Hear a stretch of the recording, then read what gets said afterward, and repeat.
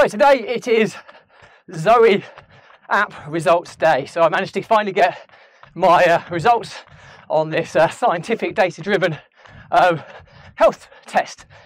Keep on watching, keep on listening, hear my results and what do they really mean. Welcome back to consecutive day 1571 of a diary of a runpreneur. If you believe in my mission of saving the lives of children by attempting the ultimate ultra marathon of run vlogging on consecutive days, a distance of a lap of the world, barefoot style, do give this a subscribe, share, like and comment. More people we get in front of, more money we raise, more children's lives we save, which is why I do this every single day. Thank you as always, and let's get started.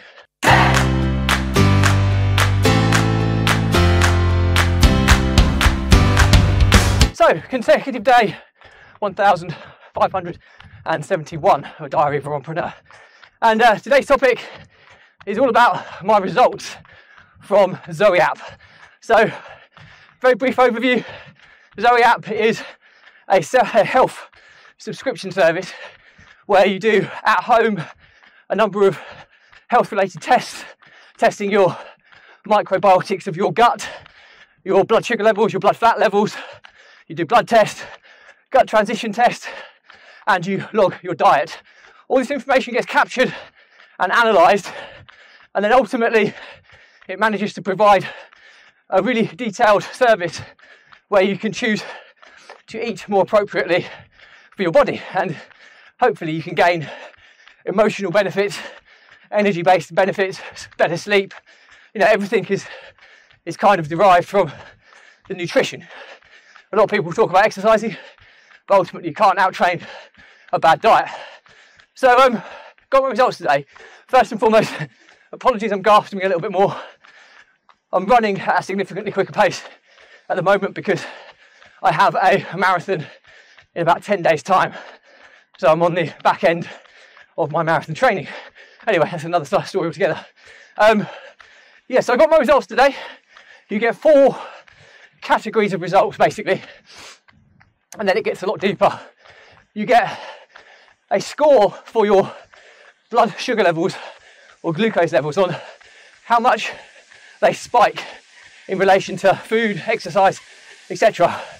My result came back, I can't remember the exact figure, I think it was somewhere in the 40s, which is poor. These are rated out of 100. I then had my blood fat level rated, and this is how efficient your body is at processing the fats in your bloodstream, how long they last in your blood for. This could be linked to high cholesterol, to obesity, fat retention, all these types of things.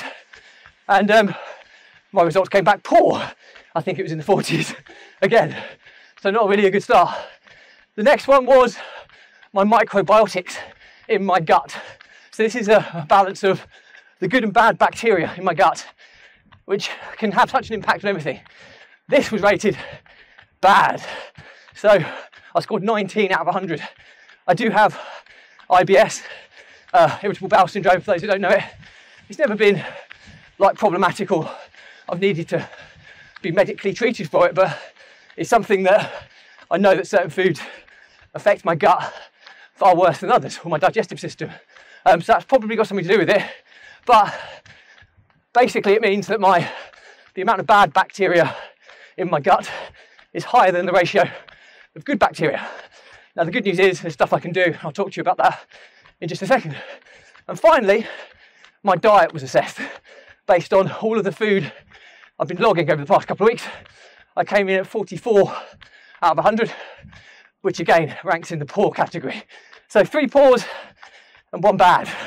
So yeah, some would look at it and think, pretty disastrous. This is coming from the guy who runs every day. I've been running every day for 1571 days. I've switched to a pescatarian diet because I felt that was healthier. But what transpired is that how I'm fueling my body is not good for my genetical makeup. And this is real data directly related to me. So this is where the power of Zoe App becomes.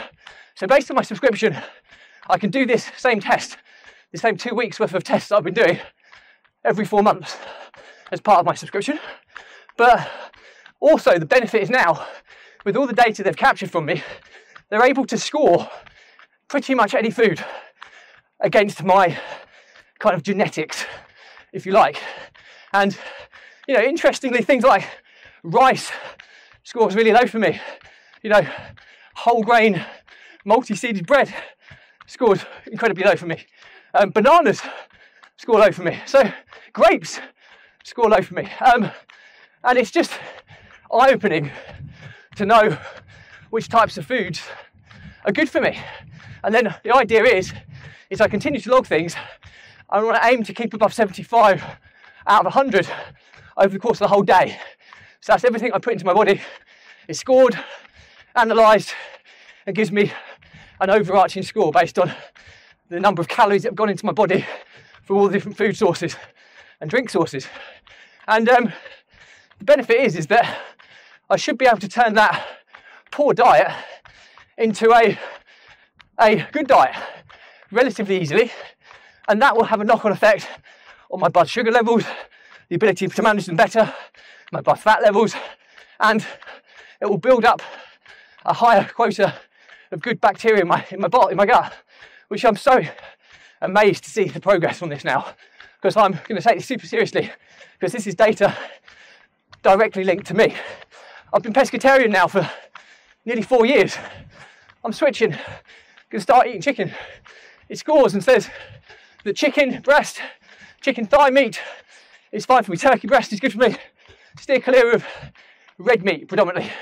So I'm now going to introduce chicken back into my diet, because I now have scientific evidence that suggests it's going to be good for me. In actual fact, I was slightly low on protein on the basis that I haven't been eating enough because of my pescatarian diet.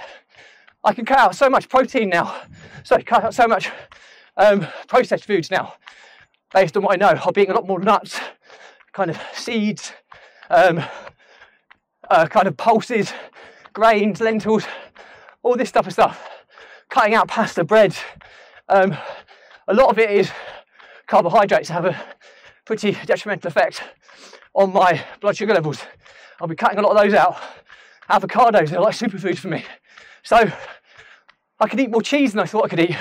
So yeah, I'm pretty amazed by what's come back, and I'm really excited to get into now utilising it as I'm supposed to. So the next, my diary,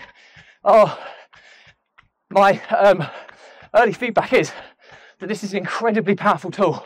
If I can get a 1% marginal gain in any area of my life, the compounding effects of that are going to be off the charts. And it's just having data linked to me, what foods I should be fueling with, drinks I should be fueling with better, and it could be absolutely game changing. So the links to my diary today are, if you get the opportunity to do this, do it. I don't think there can be much downside. Okay, there is some financial outlay, but if you follow the principles, I don't think you can technically lose. So that's it from me. Any questions or comments? Drop me a line, I'll respond to everyone. Do remember though, if you believe in my mission of saving the lives of children by attempting the ultimate ultra marathon of run vlogging on consecutive days, distance around the world, barefoot style, do give this a subscribe, share, like and comment. More people we get in front of, more money we raise, more children's lives we save. Which is why I do this every single day. Thank you as always. Stay positive, stay happy. I'll see you again tomorrow.